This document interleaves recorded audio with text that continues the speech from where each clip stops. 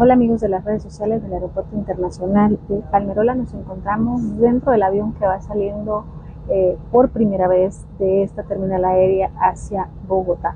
Un vuelo histórico definitivamente, es la primera vez que Honduras tendrá un vuelo hacia Sudamérica. Vamos a hacer algún paneo del avión para que ustedes puedan observar. Va un avión que va totalmente lleno. Hoy inauguramos esta ruta.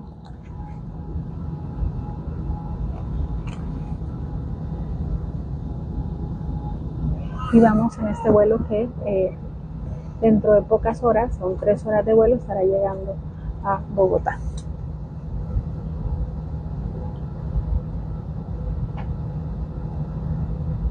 Primera vez de esta terminal aérea.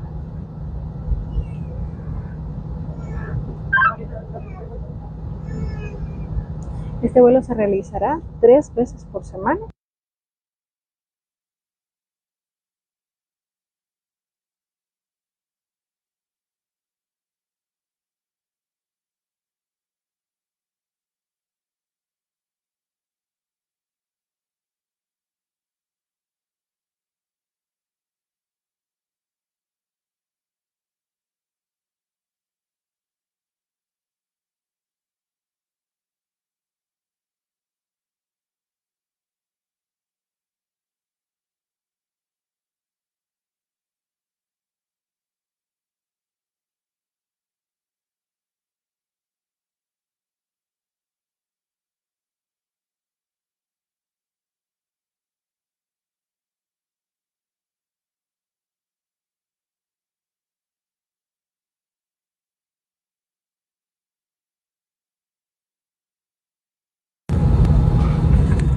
Pueden observar, como les decía, el avión está